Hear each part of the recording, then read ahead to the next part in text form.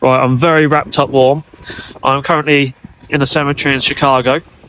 Oh, it's -23. So let me just flick you round.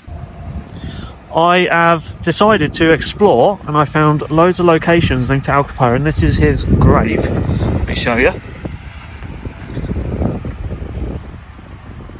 Al Capone was probably, or is still, one of the most notorious gangsters in American history. He was known throughout the Prohibition-era, and so that would be like the 1920s. He was known for bootlegging, gambling, linked to like brothels. He's also known as a bit like a bit of a Robin Hood back in the day, apparently. So, you know, I'm going to take you with me, show you around, show you my little tour. It might be interesting to some people, so you can just see what I see.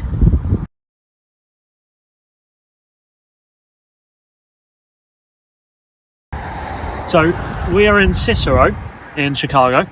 This here, one of these was one of Al Capone's apartments, and this is where he'd do his gatherings of like parties, mistresses, and so it's away from his family home.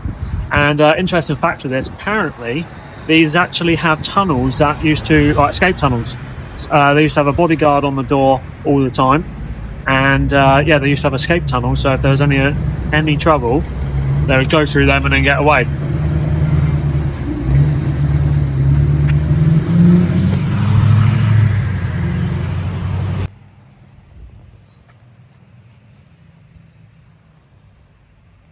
Next location in Cicero. This used to be the hotel. It was called Hawthorne Hotel. When Al Capone was evading the law enforcement, he ended up coming here, and this was then his headquarters when he basically took over this town and ran the town. Interesting fact is, the North Side gang actually tried to make an assassination attempt on Capone here, where they had machine gun fire all through the restaurant.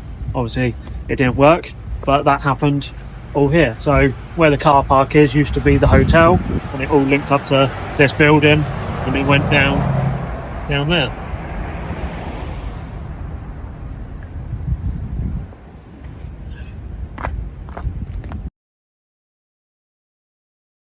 These two flats behind me this was the primary residence of the Capones.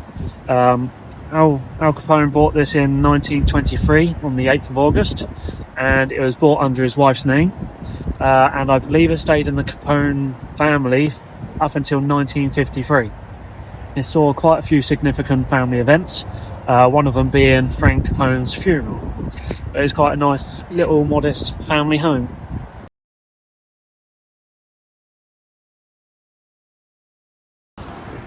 Right, I'm outside Cook County Jail.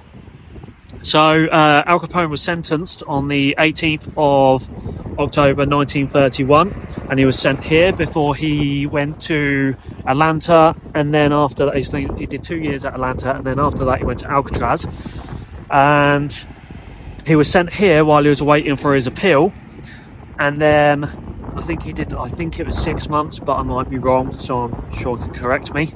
But we're now off to more into central Chicago, going to Chicago River, and then going more into the town. Okay, I'm currently outside of, let me get in, currently outside of what was called the Cullerton Hotel. This had a lot of so during Prohibition, it was big for gambling in the basements, brothels in the rooms above.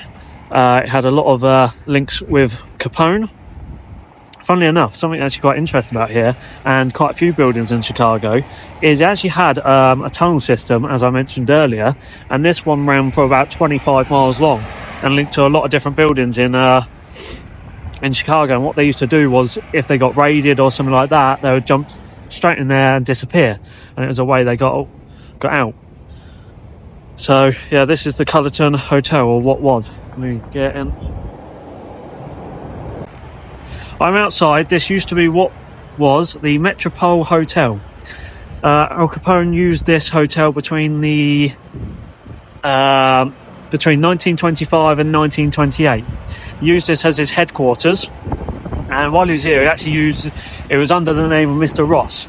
but I'm pretty sure he ended up hiring or renting pretty much every room in this hotel. Right, I'm outside the Blackstone Hotel. Lovely looking hotel. Very, very posh. But this was actually favoured by a lot of politicians and a lot of mobsters back in the day as a meeting point, discuss business, setting up deals and bits like that really. So I thought that was quite an interesting one. Right, so we are currently at the St. Valentine's massacre site. It's very, very cold. It's snowing today, so this is day 2.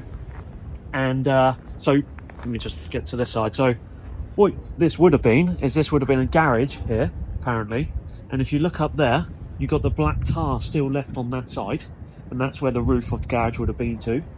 And what happened was, if I spin you around quickly, so over where the curved brick building is, they waited apparently in one of them rooms.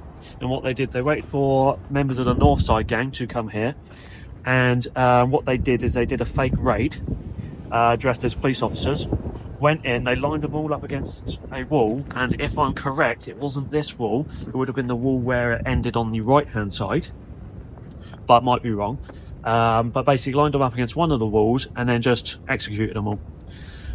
So yeah, that happened in 1929 on the 14th of February. So we're now going to go to the next side because I can't stay out too long because my feet are freezing.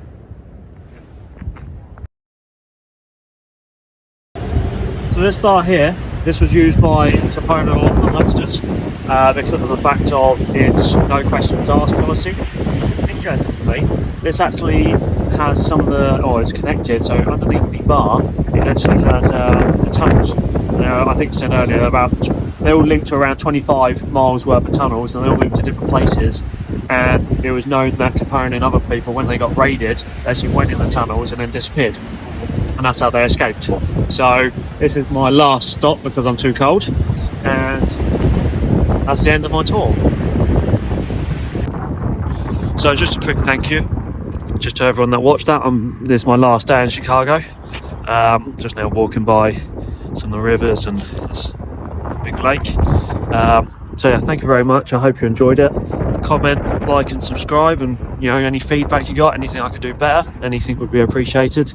So thank you very much, and yeah, like I said, I hope you enjoyed the little bit of information I've been learning. Thank you.